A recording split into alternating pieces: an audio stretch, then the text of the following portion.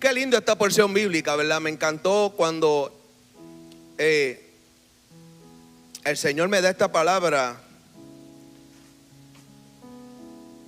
en días atrás, hace ya un tiempito. Y yo meditaba y hacía, ¿verdad? Como uno hace cuando usted, Dios le da una palabra y como que de repente usted quiere volver a masticarla y volver a masticarla y volver a masticarla y darle, ¿verdad? Pero lo más que me impactaba es que aquí en este texto bíblico, en el número 8 dice: mas Dios muestra su amor. Luego que yo llevo días en ese, ¿verdad? En ese son de saboreándome esta palabra, el pastor me encomienda y yo, está bien, tengo algo por ahí. Y qué bueno que Dios conoce los tiempos y Dios conoce los propósitos. Porque es precisamente un día como hoy, culturalmente, tradicionalmente se celebra la muerte de nuestro Señor. Se celebra ese acto maravilloso, el cual tal vez mucha gente lo tiene como dice en Isaías: lo tuvimos por azotado, por crucificado, por herido de Dios. Mucha gente lo tiene de esa manera. Pero aquí en el libro de Romanos, la carta a los romanos, el apóstol Pablo no lo presenta de esa manera. El apóstol Pablo presenta el acto de Jesús como la manifestación de Dios en amor hacia la humanidad. Como el amor tan inexplicable, como decía la alabanza, de parte de Dios para su humanidad. Para la humanidad que Él creó. Para la humanidad que en un momento dado dedicó tiempo organizando todo lo creado, y luego lo puso allí y dijo que esta era mi especial creación. ¿Sabe usted que usted es la especial creación de Dios? Lo dice la Biblia.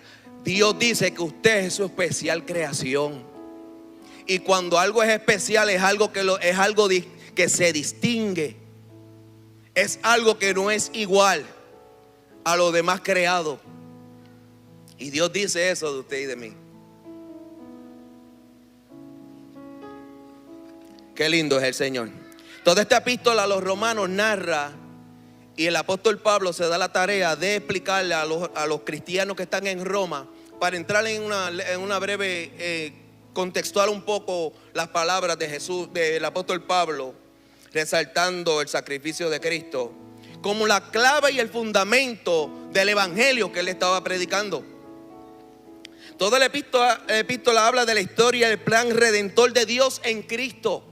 Empieza desde cómo el hombre cae y comienza por ahí consecutivamente. Y en este verso bíblico, ya luego que Dios, Pablo le dice, y a todos nos puso en una misma forma. A todos nos puso al mismo nivel, siendo judíos los que guardaban la ley, los que tenían la ley, los profetas. Él dice: no, judíos, griegos, todos gentiles, a todos los puso en el mismo nivel. Y dice: por cuanto todos pecaron. Es decir, que Pablo le está diciendo aquí a esta iglesia: mira, aquí no hay nadie diferente.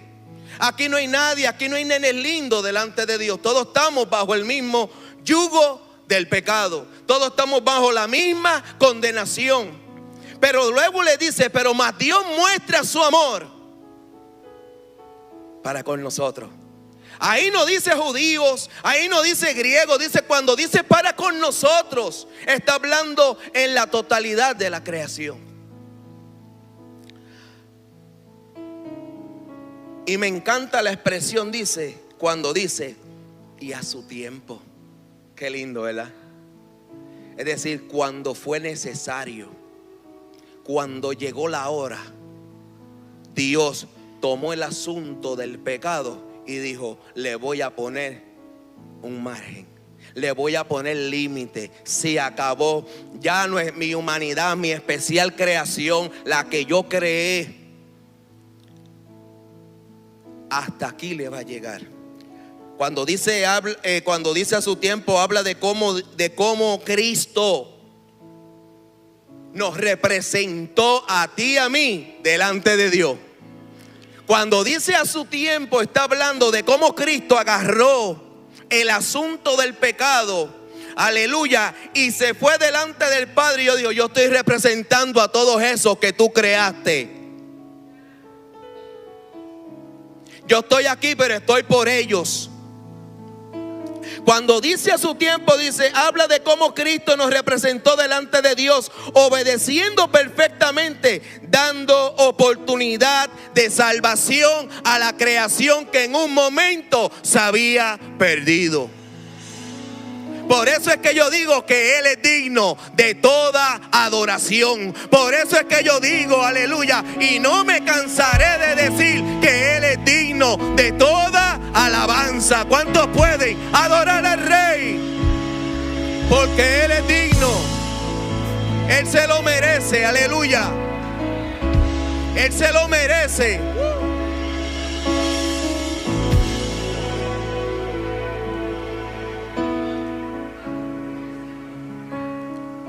Pablo le escribe a los filipenses de esta manera, un poquito más claro. Dice, de la manera en que Cristo nos representó delante del Padre, dice, Él teniendo forma, en Filipenses capítulo 2, versos 6 al 8, dice, y Él siendo Dios, no estimó eso como para excusa de decir, no, yo no tengo que ir para allá, eso no es mi problema. Y Él siendo Dios, dice que no tuvo eso como cosa a que aferrarse, sino que tomó forma de siervo, semejanza de hombre, aleluya. Y no tan solo eso, sino que entró en los mismos problemas que tenemos usted y yo. Entró en las mismas situaciones que tiene usted y yo. Entró en los mismos desafíos que tenemos usted y yo. Dice, Él vino de allá y se humilló y obedeció, se hizo obediente. Se humilló, se hizo obediente y Dios lo exaltó y le dio un nombre que es sobre todo nombre. De esa manera Cristo nos representó. Él siendo Dios se hizo hombre. Y cuando dice la Biblia, esto es un poquito más extenso. Cuando dice que se hizo hombre, es que tomó todo lo que usted padece, todo aquello que nosotros batallamos, Él lo experimentó. Dice la Biblia que Él fue tentado en todo, mas no ¿qué? Mas no pecó. ¿Usted sabe lo que significa eso, amado hermano? Porque si la Biblia dice que Él fue tentado en todo, es que tenía la posibilidad de poder pecar. ¿Usted lo había visto así? Porque el pecado viene por el hecho de que hay una opción buena y una opción mala. Porque donde solamente hay una dirección, no hay tentación. Porque solamente es una cosa. Pero cuando tú tienes dos opciones, entonces una te tienta de ir para acá y otra para allá. Y dice que Cristo padeció eso mismo. Pero como Él estaba delante del Padre por nosotros, dice, mas no pecó. Se presentó delante del Padre, aleluya. Por eso es que yo digo que Él es digno. Y me encanta cuando Pablo le dice a esta iglesia, y a su tiempo, Él hizo lo necesario. Dios mostró su amor para con el hombre. Seguido de eso hace una comparativa en el verso número 7. Cuando habla y dice, posiblemente habrá un hombre que muera por el bueno. Podrá haber alguno que osara morir por el justo, por el que es bueno. Tal vez puede ser que haya un hombre, ¿verdad?, que quiera morir por alguien que es bueno. Pero Pablo aquí asevera y acentúa, dándole un matiz más alto, y dice, pero Cristo, más Dios, muestra su amor, aleluya, no por el que era bueno, no por el que era justo, sino que muestra su amor aun cuando nosotros éramos débiles. Aun cuando nosotros estábamos de espaldas a Él, Él estaba allí, aleluya, tomando el asunto del pecado, aleluya, por ti y por mí. Cuando todavía usted no estaba aquí en los planes, aleluya, en los planos terrenales, ya Él le tenía a usted salvación. Porque de esto ya más de hace 2000 años que esto sucedió. Por eso que yo digo, es que Él es digno.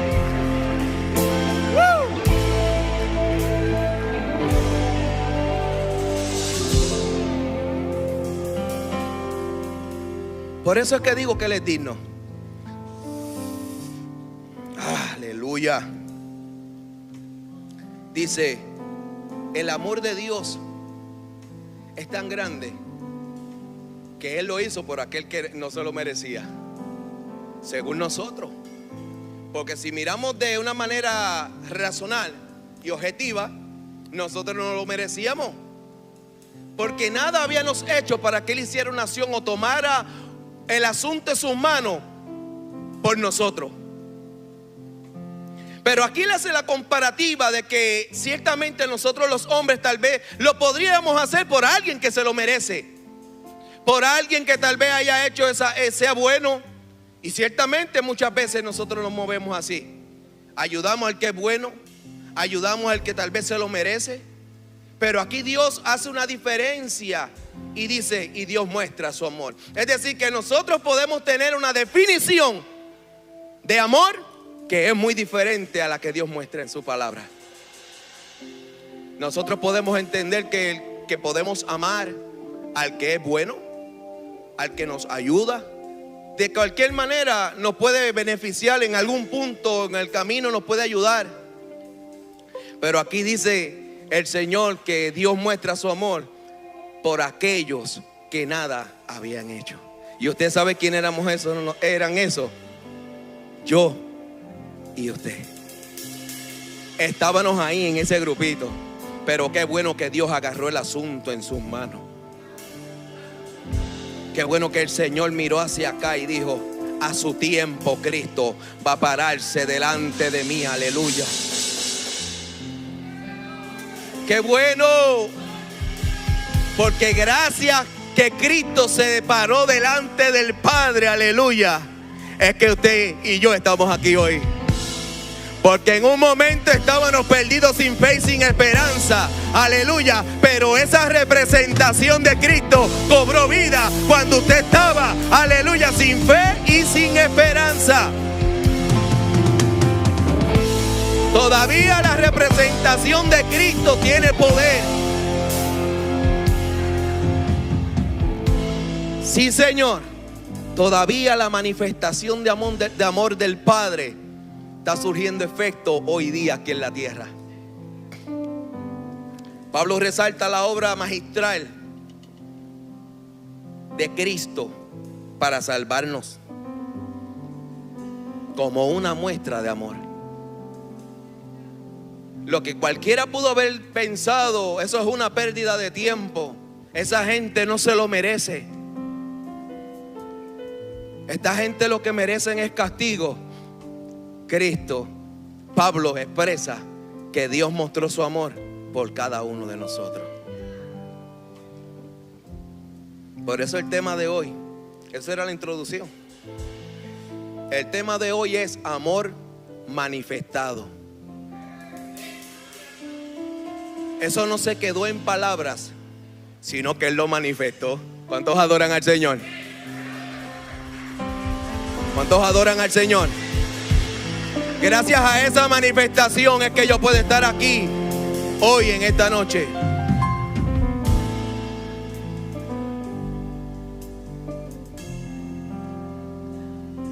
El amor de Dios no es como muchas veces el mundo puede definirlo. Hoy día nosotros encontramos tantas cosas que le llaman amor. ¿Cierto o falso? Empezando con la introducción, podemos ver que la diferencia es que el amor que Dios manifiesta es por alguien que no se lo merece. El mundo hoy día define muchas cosas como amor, pero todas ellas rodean o circulan hacia aquellas personas que lógicamente o razonablemente, para mí personalmente o para usted personalmente, se lo merece. Si piensa igual que yo lo puedo amar. Si opina igual que yo lo puedo amar. Pero Dios no nos muestra un amor como ese. Nos muestra un amor distinto al que el mundo hoy día define como amor. Y usted dice, ¿y por qué tantas definiciones hoy día de amor? Amado, porque en un momento dado Dios nos crea. En Génesis capítulo en los primeros capítulos, Dios crea al hombre. Y desde allí surgen unos problemas donde comienzan a haber distintas definiciones de amor. Hoy día hay distintas definiciones en el mundo que usted y yo vivimos. Y eso lo podemos ver hoy día. Y le quiero hablar de algunas, porque así como Pablo hizo una comparación cuando le dijo, quizás un hombre pudiera osar morir por el justo, haciendo referencia a cómo el hombre interpreta poder ayudar a otro, mas Dios muestra su amor, que aunque estas personas no se lo merecen, yo lo voy a hacer. Pero quiero que analizarlo un poco, mirar un poco así rapidito unos puntos de cómo hoy día nuestra sociedad en el mundo que vivimos. ¿Y por qué quiero hacerlo? Porque vivimos en este mundo y de alguna manera u otra tal vez nuestra definición de amor puede estar influenciada por una idea, un concepto equivocado o promovido del mundo. Una de las definiciones hoy día que la gente considera y define como amor, hablando entre las relaciones de pareja, son encuentros casuales. ¿Qué es esto, hermano Héctor? Bueno, son estas relaciones, está bastante claro que dos personas se encuentran casualmente, comparten, conviven, un fin de semana nos fuimos y ya luego tú para tu lado y yo para el mío. Es decir, compartimos ciertos momentos, pero no hay compromiso. Y eso nuestra sociedad hoy lo identifica como una forma de amar. Manuel, ¿de dónde te saca esas cosas? Bueno, yo me puse a buscar y hay diferentes estudiosos de la conducta humana, psicólogos, psiquiatras y muchas otras personas tienen esta opinión sobre la definición de cómo hoy la sociedad ve el amor, o ellos definen qué es amor. Un encuentro social, una relación de fin de semana donde usted se va, comparte con esa persona y se va y después luego se regresa y ya, cada cual para su lado, no hay compromiso, no hay nada y ya, hasta ahí. Y la gente hoy día define eso como amor. Una atracción física cargada de deseo. Eso muchas personas lo pueden definir como amor. Me encanta, me hace sentir mariposa por cómo te ves. Y la gente hoy día define eso como una manera de amar o de sentirse atraído hacia otra persona y creen que es amor. Quiero decirle que cuando el amor se basa en esa ruta, cuando se cambia el gusto, por ejemplo, si usted entiende que es amor la atracción física de una persona hacia ti, cuando esa persona cambie, ¿la va a dejar de amar? Porque eventualmente va a cambiar. Ya tal vez no se va a ver tan atractivo o atractiva, o tal vez surja otros cambios en la vida. Pero hoy día, en nuestra sociedad, eso le llaman amor. La atracción visual, cómo esta persona me hace sentir, o cómo tal vez yo lo puedo ver y me hace sentir mariposa. Es decir, que me hace sentir emociones. La sociedad define eso como amor.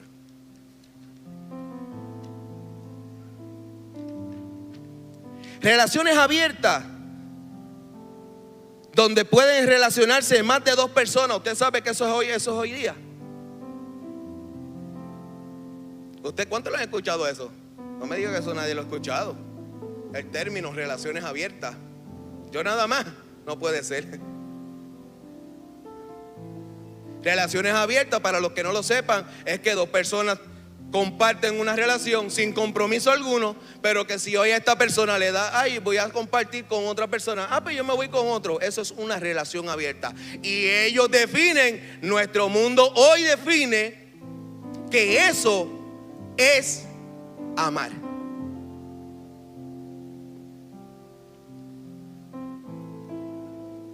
También relaciones con personas del mismo sexo. Ellos definen que eso es una manera también de amar.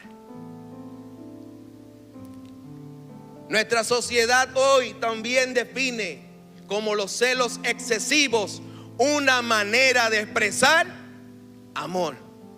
Gente que mata a una persona bajo la cólera de los celos y dice: es que yo la amaba tanto que no podía verlo con otra persona. ¿Cuántos han escuchado eso? Definen eso como amor.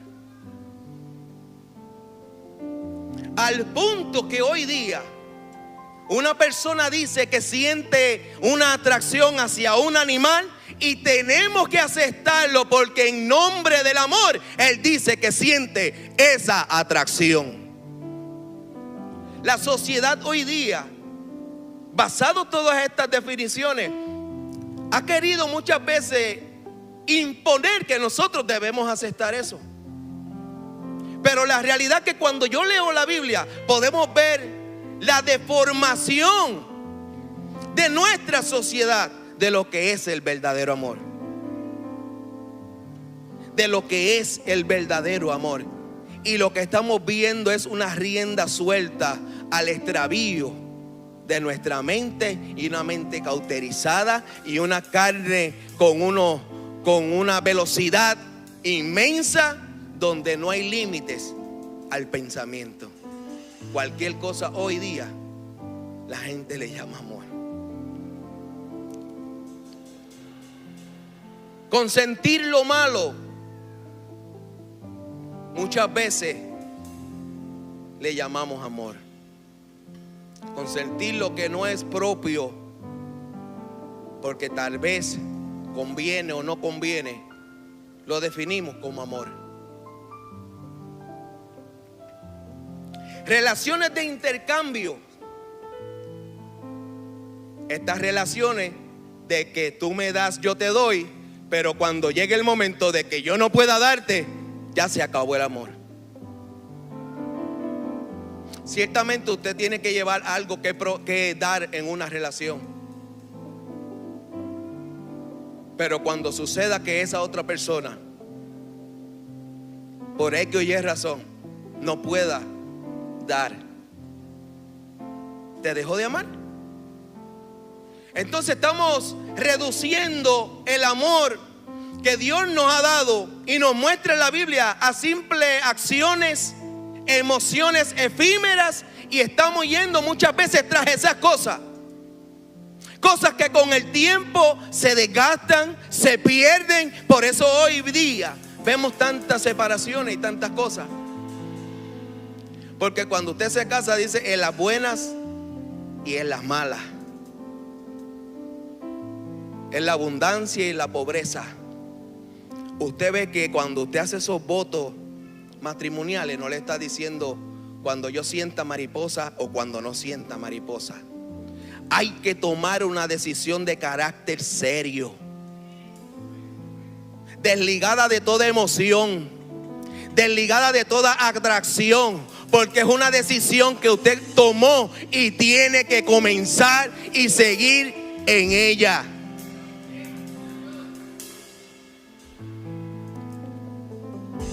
Hay quienes piensan que el amor es llenar de regalos a la otra persona. Y aquí yo quiero hacer una aclaración. No es que usted sea detallista con su esposa, debe serlo, pero que esos detalles no se vuelvan la manipulación para que esta otra persona tenga que abstenerse o resignarse a lo que tú haces. Y lo digamos claro, tal vez mal. Yo lo hago mal, pero yo hoy le llevo una cosita que yo sé que a ella le gusta. Le voy a comprar una cartera, le voy a comprar esto. Entonces eso no es una relación, eso es manipulación. Porque están manipulando las emociones de esta persona para mantenerla y para que tal vez mire hacia el lado cuando tú haces cosas que no son de una persona que dice amar. Amado, estamos introduciéndonos todavía, pero vamos ya mismo directito al grano. ¿Por qué Dios me lleva por aquí, amado hermano? Porque nosotros vivimos en este mundo. Estamos en este mundo y estas cosas están pasando en este mundo. Y estas cosas muchas veces influencian en nuestra manera de pensar de lo que es amar. Y a veces estas formas de amar, no, aleluya, no le hacen justicia al amor que Dios derramó por nosotros en la cruz del Calvario. Y yo creo que es importante que nosotros aprendamos lo que es amor, aleluya, para, aleluya, corresponderle a Dios de la manera que Él se merece. Mi alma te alaba, Jesús. Hay quien piensa que rendirse a los deseos de otra persona y hacer cosas para mantener la atención de esa otra persona es amor. Es decir, yo tengo que sacrificar todo para mantener la atención de esa persona. Eso no es amor. ¿Usted sabe qué es eso? Eso es dependencia. Porque una relación no depende, aleluya, de que esa otra persona te valide para tú sentirte amada. Eso no es amor. Si eso está pasando, sal de ahí corriendo, que eso no es amor. Eso es dependencia. Eso es ausencia de validación en tu vida. Y tú no necesitas que el hombre te valide, porque hay uno que ya te validó hace más de 2000 años y derramó su sangre por ti. Hay uno que dice, aleluya, yo vine a buscar y a salvar lo que se había perdido. Y ese fuiste tú, y ese fuiste tú, y ese fui yo. Qué lindo es el Señor.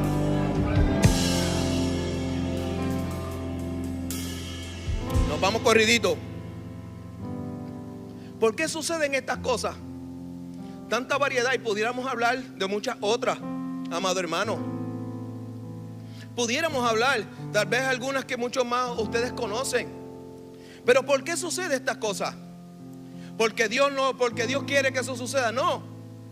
Porque cuando Dios crea al hombre, allí en el huerto del Edén, le da una palabra y le dice: hey, hombre, te creé, eres mi especial creación.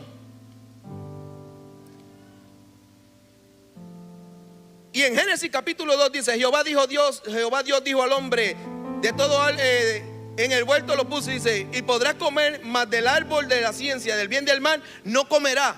Es decir, cuando Dios le dice esto al hombre, también se introdujo la posibilidad de él comer. Cuando Dios te dice, usted no le ha dicho a un niño, no toque eso. En su mente lo que llega no es que no toque, es que lo toque. Entonces, como el niño sabe que hay la posibilidad de él tocarlo cuando mami dé la espalda o cuando papá no esté, hay la posibilidad de hacerlo. Cuando Dios le dijo al hombre: no coma de ese árbol, también entró la idea de poder comer del árbol. Es decir, que por el mandamiento también entró, aleluya, la posibilidad en el hombre. Y eso Pablo lo explica en Romanos. El mandamiento es santo y justo, pero nosotros somos vendidos al pecado. Y él dice, es decir, que el mandamiento resultó en mí, en que abundó en mí más el pecado. Porque cuando decían no codicie, yo descubrí que en mí estaba la codicia.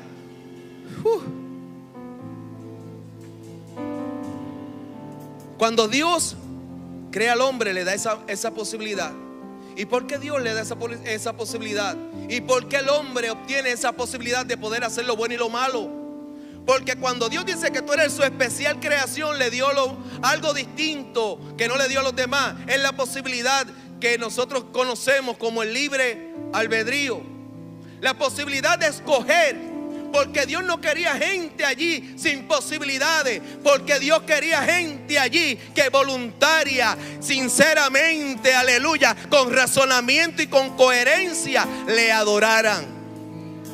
Y Él dijo, para que algo sea así, tengo que también darle o permitirle la otra opción. Tenían que tenerla. Dios le dice no coma, el hombre come. Se destruye toda esta relación, se destruye todo esto. Y tú pudieras preguntarte, ¿por qué Dios no evitó esto? ¿Verdad que sí?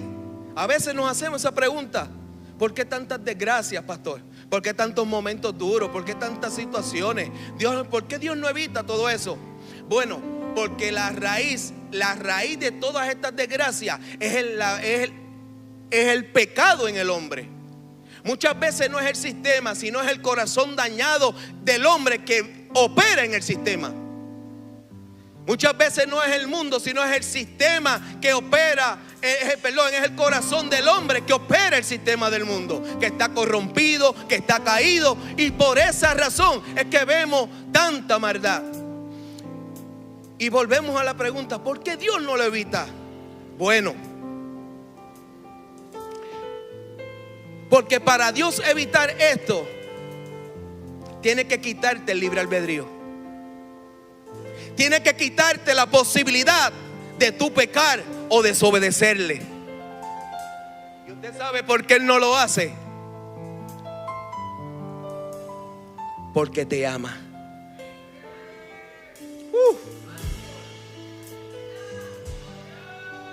Por eso es que Él dice, cuando le dijo a aquella mujer samaritana: ustedes a la verdad adoran lo que no saben, pero llegará el momento que adorarán al Padre en espíritu y en verdad.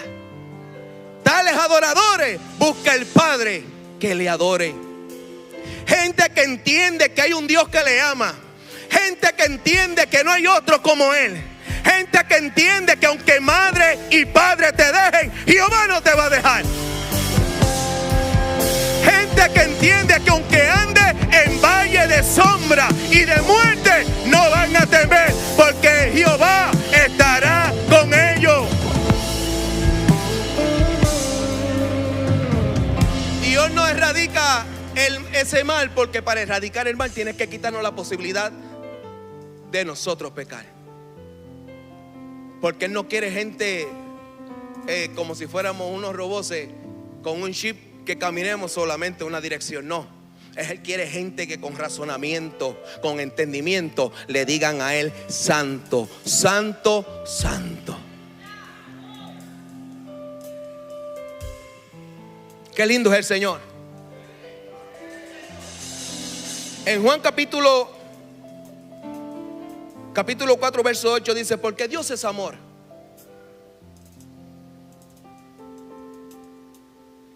Vemos en la Biblia, en el Antiguo Testamento, que Dios le da leyes a los hombres. Y entendamos que las leyes son límites, son parámetros. Y uno de los parámetros, el primero de ellos, dice: no te harás imágenes. Pero en Deuteronomio capítulo 7 verso 9 dice: conoce pues que Jehová tu Dios es Dios, Dios fiel, que guarda el pacto y la misericordia a los que le aman. Y también en el capítulo 6 verso 5 dice: y amarás a Jehová tu Dios de todo tu corazón y con toda tu alma y con toda tu fuerza. En el Nuevo Testamento dice Mateo 22:37: amarás al Señor tu Dios con todo tu corazón, con toda tu alma y con toda tu fuerza. Vemos que en el Antiguo, tanto como en el Antiguo, en el Nuevo, la base de lo que Dios quiere establecer radica ¿dónde? En el amor. Lo que es Dios, lo que Juan capítulo 4 dice: el verdadero amor inicia amando a Dios. Porque Él es amor. Él no dice que Él tiene amor, no, sino que Él es amor. Le dice a los del Antiguo Testamento, le da una serie de mandamientos, pero luego le dice: ama a Dios sobre todas las cosas. Ámalo con toda tu mente, ámalo con todo tu corazón, ámalo con toda tu fuerza. Cuando le está diciendo esto a estas personas, le está diciendo: ¿sabes por qué te estoy diciendo? Ama a Dios sobre todas las cosas. Porque te van a aparecer oportunidades para que tú lo pongas debajo de algunas otras cosas. Y cuando te estoy diciendo esto, es que Dios sabía que en algún momento tu amor hacia Dios iba a ser probado. Él te está diciendo: ámame. con toda tu mente, con todo tu corazón. Ámame. Y viene Jesús en el Nuevo Testamento. Llegan unos hombres fariseos, de los escribas, esta gente que estudiaba la ley, que conocían el Antiguo Testamento, y vienen y queriendo tentar a Jesús, le dicen: maestro. Así ellos llegaban con esa actitud de que como que Jesús no supiera o conociera los pensamientos de su corazón. Maestro, ¿cuál es el primer y gran mandamiento? Viene Jesús, le dice: oh sí, porque ellos no estimaban a Jesús. Ellos creían que Jesús era un cualquiera, porque como ellos tenían conocimiento, el conocimiento se les había tal vez subido, y ellos pensaban que ya más nadie estaba sobre ellos. Pero viene Jesús y le dice sabiamente, y le dice: oh sí, yo sé cuál es el mandamiento. Acuérdense que Jesús, el que dice la Biblia que en el principio estaba allí con Dios. Es decir, que Jesús estaba con Dios cuando le estaban dando los mandamientos a Moisés en el monte Sinaí. Viene Jesús, el que trasciende los tiempos, y le dice: oh sí, yo lo sé. Yo no tan solo yo sé cuál es el mandamiento, sino que ahora te voy a dar otro. Aleluya. Amarás a Dios sobre todas las cosas, con toda tu mente, con todo tu corazón. Y después le dice: y te voy a dar hasta dar a este otro. Y amarás a tu prójimo como a ti mismo. Y después viene y le suelta: porque de eso depende la ley y los profetas. Cuando Jesús le suelta esto, está diciendo: la ley, la base de la ley es el amor, que es Dios. Cuando dicen los profetas, ¿de quién profetizaban todas estas personas? De Cristo, de la gracia, de que vendría uno, aleluya, a redimir la humanidad. Por eso él dice, lo que está diciendo es que la ley en el Antiguo Testamento, el fundamento es Dios, aleluya. Y la gracia en el Nuevo Testamento también es Dios.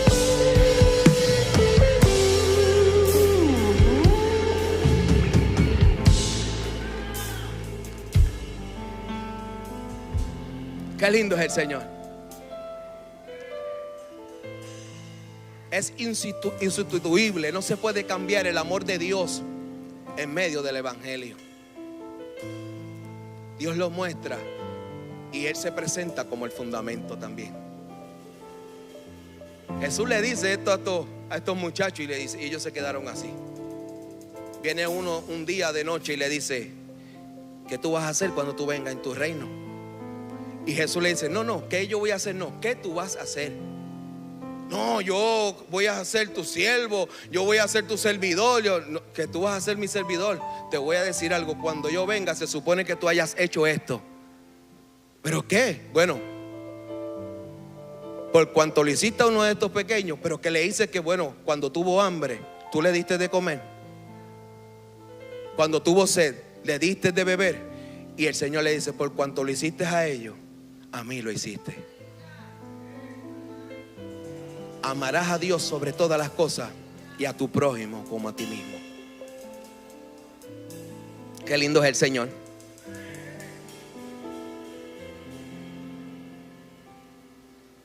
Cuando Juan el discípulo dice en primera de Juan capítulo 4 verso 10: en esto consiste el amor, no en que nosotros hayamos amado a Dios primero.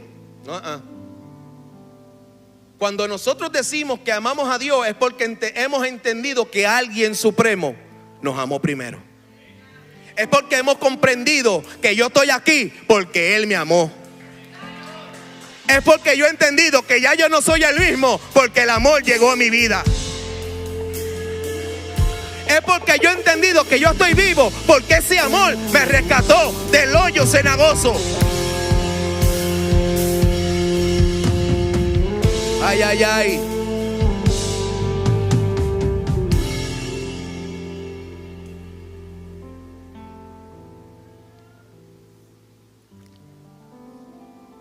El amor consiste no que nosotros lo hayamos amado a Él primero, sino que Él lo hizo primero.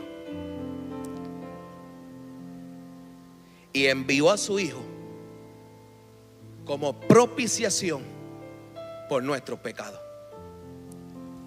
La palabra propiciación nos trae la idea o describe a Jesucristo como quien estaba delante del Padre apaciguando la ira que merecíamos nosotros.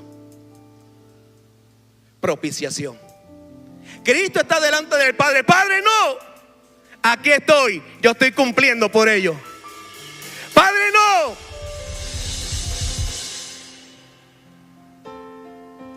Por eso dice la Biblia que Él estaba en Cristo reconciliándonos con Él. Y en esto consiste el amor de Dios según Juan. Y acuérdense que Juan fue uno que estuvo cerquita de Él. Por eso también Juan escribe Juan 3:16.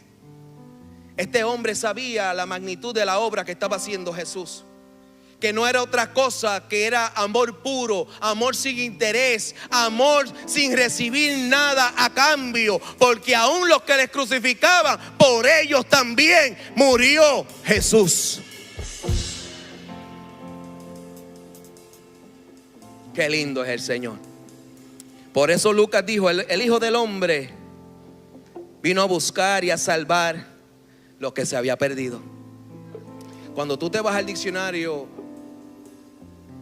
y te buscas este significado de la palabra buscar, significa hacer lo necesario para hallar o encontrar algo. Cristo hizo lo necesario. ¿Pero qué era lo necesario? Lo necesario era que había que ponerse alguien en nuestro lugar. Porque cuando en Isaías dice, esta gente es tan terrible, no hay uno que no peque y haga el mal, necesito a alguien que se presente delante de mí por ello. Y vino Jesús y dijo, heme aquí, envíame a mí. Jesús hizo lo necesario para buscar y salvar lo que se había perdido. Lo que se perdió allí en Génesis, en Isaías ya estaba profetizando que iba a ser hallado. Lo que se perdió allí, lo que se distorsionó allí, lo que se rompió allí, ya en Isaías estaban hablando que iba a ser restablecido. Qué lindo es el Señor. A veces nosotros nos preguntamos por qué tantas cosas en nuestra vida. Es porque se rompió algo en Génesis. ¿Y por qué todavía yo sigo con esto? Porque todavía no te has dado cuenta que en Isaías ya se habló de un Cristo que lo vino a restablecer todo. Tal vez has escuchado de un Cristo, pero todavía no te has parado a escucharlo a Él. Has oído hablar de Jesús, pero todavía no has oído hablar a Jesús. Porque esa fue la manifestación de amor que hizo el Padre, aleluya. Fue Cristo. Qué lindo. Qué lindo es el Señor. En Lucas 23:34 dice, perdónalo porque no saben lo que hacen. Amados, aún por aquel que le estaba clavando las manos en el madero, por él también murió Jesús.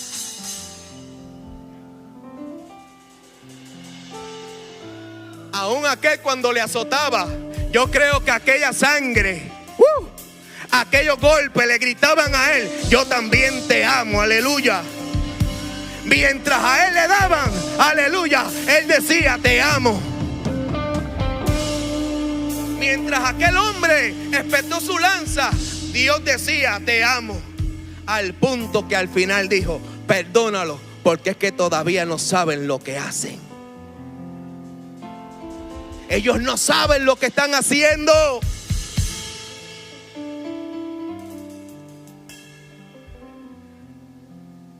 El amor de Dios no se sujeta a una emoción, amado hermano. Hasta este punto las cosas que le he dicho no son cosas que pueden ser manejadas bajo emoción. No son cosas que pueden ser manejadas bajo percepción humana, sino que bajo el carácter solamente de Dios, de haber decidido a morir, venido a morir por una humanidad que estaba perdida. El amor no se trata de una emoción. El amor no se trata de una sensación. El amor se trata de una decisión acompañada de un carácter fortalecido y de voluntad. Yo decido amar aunque las cosas no estén bien. No vemos a Jesús saliendo corriendo, aleluya, cuando lo estaban allí abofeteando. No, porque Él decidió amar. No vemos a Jesús cuando los escribas y los fariseos lo buscaban para humillarlo. No lo vemos que Él dejó de amar. No vemos que Él abandonó el propósito que Él venía. No lo vemos. Porque el amar de Dios no es una emoción, es una decisión fundada en Dios. ¿Cuántos pueden adorarle? Cualquier otra cosa que te haya enseñado el mundo, aleluya, te quiero decir que con el uso se va desgastando. Por eso Pablo le dice en un momento dado a la iglesia: viva la fe, la esperanza y el amor. De estos tres, el mayor, ¿cuál es? Ustedes lo saben. ¿Cuál es? El amor. Porque la fe se convertirá en vista, la esperanza en una experiencia, pero el amor será eterno, aleluya, porque el amor es Dios.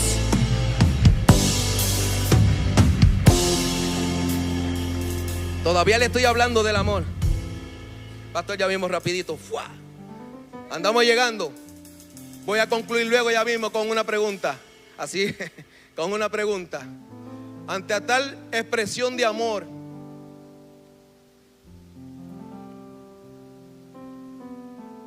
quiero preguntarle, ante tal manifestación de amor, Dios amaba a los escribas y los fariseos cuando le decía generación de víboras. No, porque nosotros, según nuestra percepción, cuando alguien habla así, es porque no me ama. ¿Cierto o falso? Cuando alguien me habla con carácter firme o fuerte, nosotros identificamos que no es amor. Pero la realidad es que ahí dice en Juan 3:16 que Dios vino por todos. ¿Sabe por qué Jesús le hablaba así? Generación de víboras. Porque número uno era el lenguaje que ellos conocían y entendían, esa, como decimos nosotros, esa jerga, ese vocabulario. Porque era de ese momento como ellos podían comprender. Ellos no le podían venir a hablar de una manera como nosotros hablamos ahora. A la mujer sirofenisa, cuando le dice, aún los perrillos comen de las migajas de los perros. Jesús no la amaba porque la trató como un perro. No, eso traía un trasfondo, porque ellos sabían la enseñanza y entendían por qué se decía eso.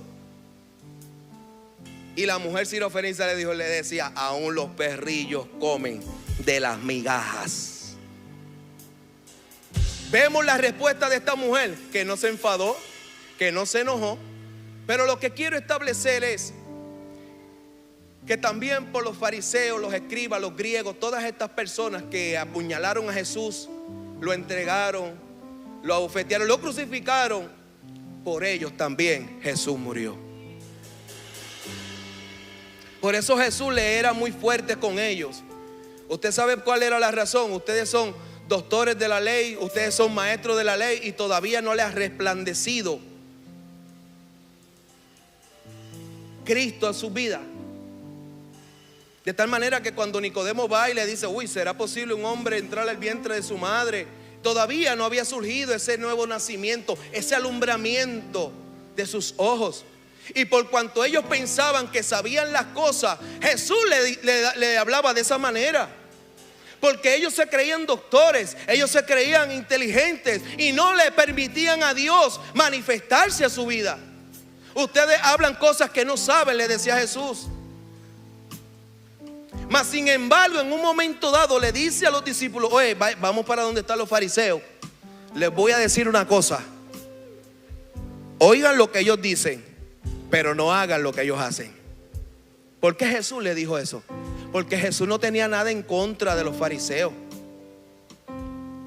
Jesús le hablaba así porque ellos encontraban tropiezo en lo que Él le presentaba. Jesús se presentó y el evangelio que Cristo presentó era para ellos una amenaza. Y ellos no podían tolerarlo. Por eso lo atacaban así. Pero Jesús le dice, lo que ellos dicen, escúchenlo, pero no hagan lo que hacen. Lo que le está diciendo, ciertamente lo que ellos hablan es la palabra de Dios, pero no lo hacen. Pero por ellos también yo voy a morir. Por aquellos que oyen tal vez la palabra y no la hacen, por eso también Cristo murió. Por eso es necesario persistir e insistir la predicación de la palabra del Señor. Fíjese que Jesús le decía a ellos que la hipocresía de los fariseos no era por lo que ellos predicaban o por lo que ellos enseñaban, sino era por lo que no hacían. Ustedes enseñan pero no hacen. Entonces él consideraba que no había congruencia, lo cual él consideraba como una hipocresía. Ustedes enseñan que se haga esto, pero ustedes no lo hacen. Ustedes enseñan que honren a Dios, pero ustedes no lo honran. Ustedes enseñan que guarden esto, pero ustedes no lo hacen. ¿Ve? Y por eso Jesús le decía hipócritas. Le decía hipócritas, pero yo quiero decirte que aún a esas personas, por ellas Cristo también murió. Porque aún al final le dijo, Señor, perdónalos porque no saben lo que hacen. La decisión de Jesús seguir hacia adelante con el propósito de redimir a la humanidad fue claro y preciso. Fue establecido por Dios, puesto sobre Jesús y consumado por Él.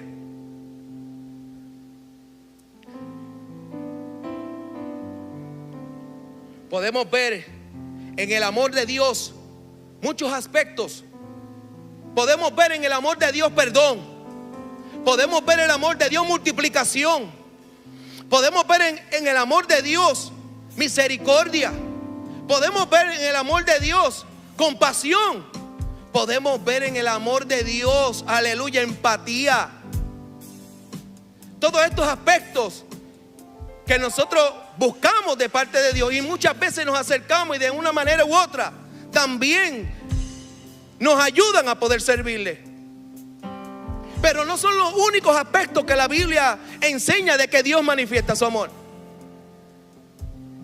Y yo creo que este es el más doloroso, al cual yo lo digo sinceramente, el más que me duele a mí. Porque si yo lo tengo a Él como mi Padre, la Biblia dice que Dios a quien toma como hijo, lo disciplina y lo corrige.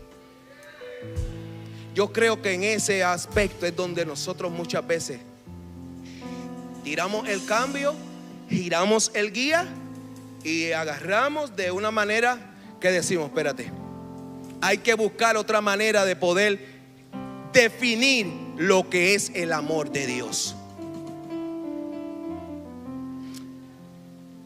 Hoy día muchas veces hay muchas definiciones de amor de Dios de puerta ancha. ¿Por qué tengo que hablarle esto, amado hermano? Porque hoy día nosotros vivimos eso.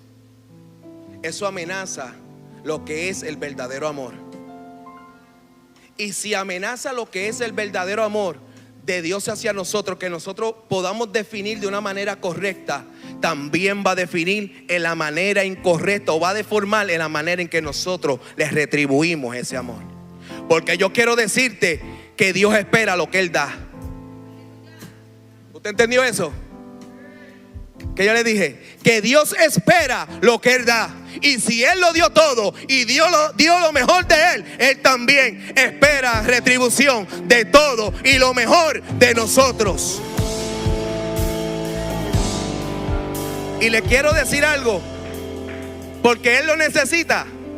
No, quien lo necesitamos somos nosotros. Quien necesita darlo todo soy yo. Aleluya. Quien necesito que ese amor me llene soy yo. Quien necesito darlo todo soy yo, en respuesta a ese maravilloso amor. Ya estamos terminando. Encontramos, mira amado, el amor de Dios pone límite. Porque si usted se fija, cuando en Génesis le dice no comas del árbol, ¿qué usted cree que es eso? Un límite. Cuando pasamos los límites suceden esas cosas. Por eso es necesario que usted entienda que cuando Dios le disciplina o le pone una restricción, o aún más, le quiero decirle algo más, hay cosas que no son pecados pero que lo llevan a pecar.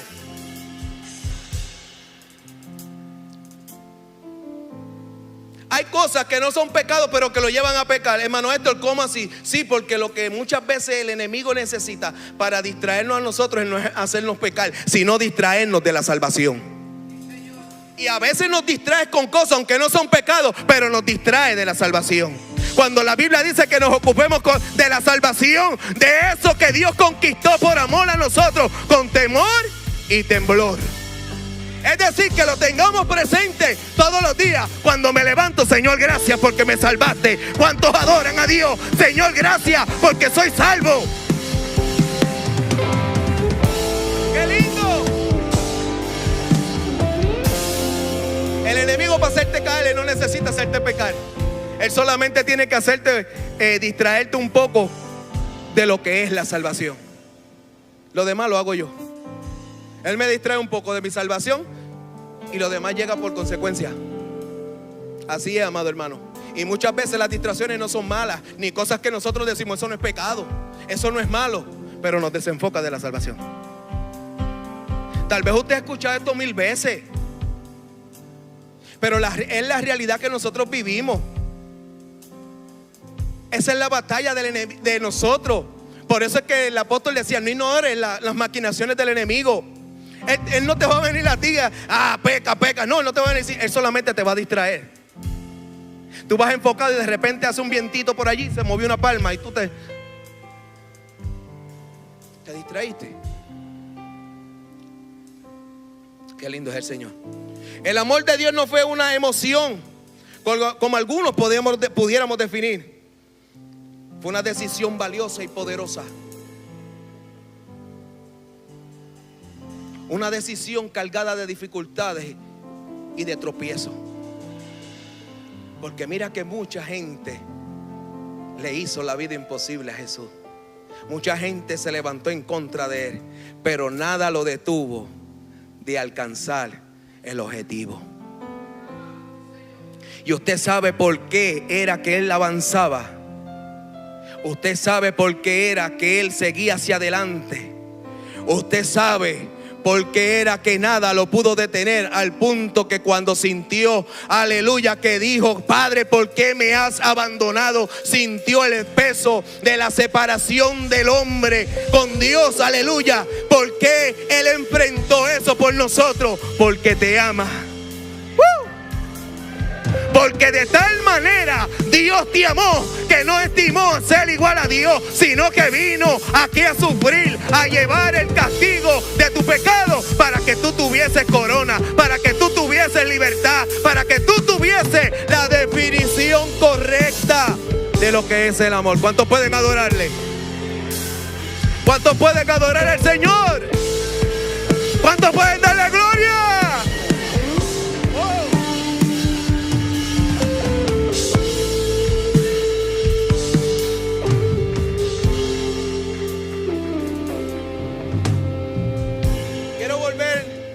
A los versos principales,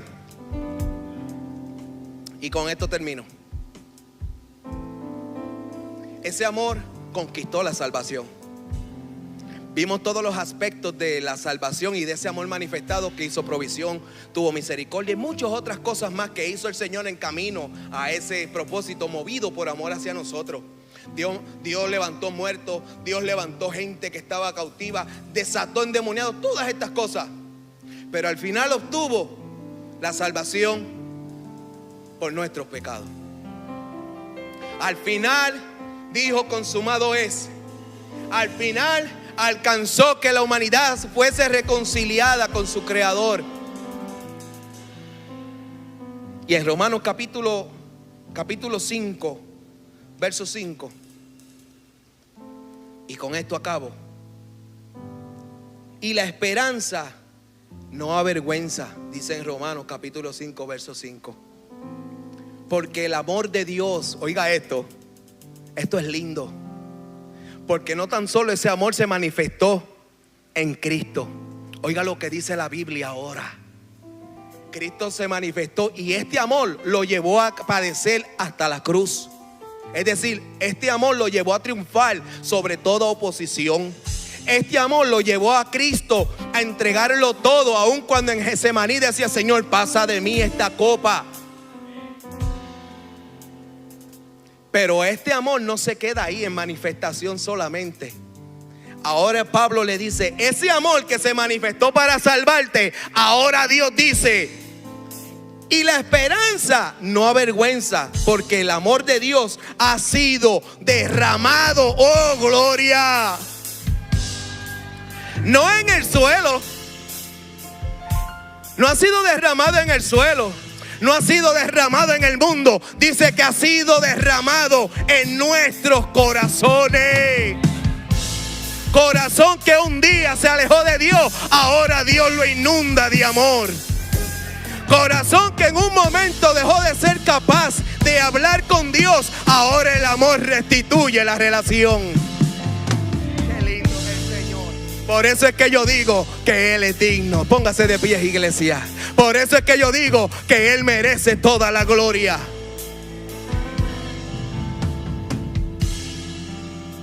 Cuando Pablo le está diciendo a los romanos, amados hermanos, preste atención, que el amor de Dios que mostró en Cristo ha sido derramado en nuestros corazones, lo que le está diciendo es que su corazón ahora ha sido capacitado para alcanzar el objetivo. Y el objetivo es lo que decía Pablo: una cosa hago, ciertamente olvidando lo que quedó atrás, y sigo hacia la meta, hacia el supremo llamamiento. Aleluya. Y el llamamiento no es otra cosa que la salvación que Dios conquistó. El amor de Dios derramado en nuestros corazones nos capacita para abandonar la falta de perdón. El amor derramado nos capacita para nosotros ser misericordiosos. El amor de Dios derramado en nuestro corazón nos capacita para tener empatía con el hermano. Porque acuérdense que nosotros, los dos mandamientos que Jesús expone ahora, dice: ama a Dios sobre todas las cosas y a tu prójimo. Si tú tenías problemas para amar a tu prójimo, acuérdate que el amor de Dios te capacita. Quiero decirle algo: no hay tal cosa yo poder amar bien a mi prójimo. Perdón, amar a Dios sobre todas las cosas y a mi prójimo no. No hay tal cosa. Y tampoco hay tal cosa que yo pueda ofender a Dios con algo que yo diga amor hacia mi prójimo. Es decir, si el primer mandamiento es ofendido por una definición de amor que yo tengo en el segundo, eso no es amor. ¿Me comprendieron? Es decir, si a la hora de yo amar a mi prójimo, la manifestación de yo decir te amo ofende el primer mandamiento, eso no es amor. Porque tiene que ser amar a Dios sobre todas las cosas. Le voy a decir algo así suave y leve. Un momento dado, cuando antes de yo estar en el Señor, y esto yo siempre lo llevo en mi corazón, pero luego aprendí. Yo anduve prófugo de la justicia 8 meses. Yo no lo digo esto para que la gente vea que uno era delinquía o algo, pero sí le quiero dar un testimonio y le quiero decir algo. Y en esos 8 meses que yo era prófugo, la policía iba a mi casa, a casa de mis familiares. Los que tal vez han padecido eso saben cómo es esto. En Puerto Rico es así. Mi mamá, yo siempre la considero como una mujer que me ama, de Dios. Ella muchas veces me decía: hijo, lo que tú estás haciendo está mal. Lo que tú estás haciendo está mal. Y yo le decía muchas respuestas, muchas excusas y muchas cosas. Pero llegó un momento dado que ella encontró unas cosas que no eran legales en mi casa. Y ella me dijo: saca esto de aquí porque te voy a llamar a la policía. Y usted sabe qué, yo lo cogí serio. La saqué, porque ella sí era recta en lo que ella pensaba. Luego pasó otro momento donde yo estaba, como le digo, estaba prófugo de la justicia, pastor. Yo llegaba a mi casa escondido. Y llego a mi casa y ella me decía, y cuando ella me veía, yo estaba todo delgadito y todo flaquito, porque también tenía vicio de droga. Ella me ve y me ve llegar y me dice: ay, Tito, así me dice en mi casa, mis familiares cercanos me dicen Tito, el diminutivo de Héctor, Tito. Y me dicen Tito, ay Tito, qué flaquito tú estás, la policía te está buscando. Y ella me decía, papi, yo te amo muchísimo. Yo no te voy a negar un plato de comida. Yo no te voy a negar que te bañes y todas estas cosas. Pero aquí está viniendo la policía a buscarte. Y si esas personas vienen aquí a buscarte, yo no te voy a esconder. Ella me decía, y yo decía, pero mami, así es que tú dices que me amas. Porque yo esperaba que ella me consintiera lo malo que yo estaba haciendo. Yo quería que ella me apoyara. Yo quería que ella me apoyara. Pero luego fue que yo comprendí, cuando leí estos 2 mandamientos: ama a Dios sobre todas las cosas y a tu prójimo como a ti mismo. La Biblia dice que el hijo consentido, para un momento, el hijo consentido es vergüenza de sus padres. No es por el hijo, es porque tú no hiciste lo que tenías que hacer. Yo no entendía, yo creía que mi mamá no me amaba en ese momento, pastores. Pero ella honró a Dios y amó a Dios antes que a mí.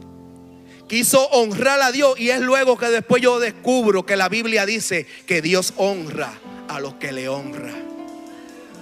Luego es que yo digo que buscar primeramente el reino de Dios y su justicia, y el rescate de tu hijo vendrá por añadidura.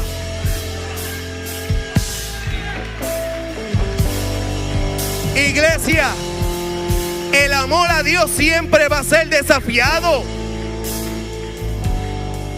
Y yo le voy a decir algo: el amor que tú dices que sientes hacia Dios siempre va a ser desafiado. Y te voy a decir con quién: con tu familia.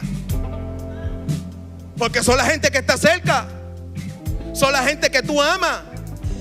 Y la Biblia lo dice, que los enemigos del siervo de Dios no serán el vecino, no serán los de allá. ¿Quién dice la Biblia? La Biblia dice, nosotros lo sabemos. ¿Quiénes? Los de su casa. No porque van a hacerse la vida imposible, es porque tal vez en algún punto del camino tú puedes amar más a tu familiar que a Dios. Yo descubrí luego que gracias a que mi mamá honró a Dios, yo pude llegar al Señor. Porque imagínense que mi mamá me hubiese encubierto, me hubiese escondido, porque no tan solo me buscaba la policía, me buscaba gente en la calle para matarme. Imagínense que por mi mamá encubrirme, Dios no cumpliera ese propósito en mí y me hubiese hecho cualquier otra cosa. Y luego yo descubrí, Señor, a la verdad que tú eres maravilloso. Lo que tal vez el mundo cree que no es amor, ese es el amor de Dios. El amor de Dios tiene límite, pero también tiene misericordia. El amor de Dios tiene bondad. El amor de Dios tiene perdón. El amor de Dios te capacita para que tú llegues a la meta. Yo quiero hacer un llamado, pastor, rapidito. Yo sé que el tiempo ha pasado. Rapidito. Quiero hacerte una pregunta que mientras yo preparaba este mensaje yo me la hacía. Esta pregunta yo me la hacía en todo momento. Y me hacía yo mismo esta pregunta hasta que me hacía llorar. ¿Estoy correspondiendo el amor de Dios como Él me pide? ¿Estoy correspondiendo el amor de Dios como Él se lo merece? Ay, ay, ay. Y le confieso que esto me hacía llorar, porque cuando analizaba muchos aspectos de mi vida, yo decía, Señor, ayúdame a amarte más. Ayúdame, aleluya, a ser como tú, a tener demostraciones de amor hacia ti. Ayúdame a permanecer firme cuando la tentación llega para poder dejarte amar. Ayúdame a permanecer. Yo me hacía esa pregunta. Señor, ¿te estoy correspondiendo ese amor? Gracias, Jesús. ¿Estoy correspondiéndole el amor que Dios manifestó allí en la cruz? ¿Estoy correspondiendo la demostración de amor que Cristo hizo allí? ¿Estoy correspondiendo ese amor que me salvó? Estoy correspondiendo, yo le decía en mi mente, Señor, estoy correspondiendo a ese amor que me sacó de la adicción, que me libró de la muerte. Estoy correspondiendo a ese amor. Cuando muchas veces tentaron contra mi vida, Señor, y tu mano, ese amor me cubrió, estoy correspondiendo a ese amor.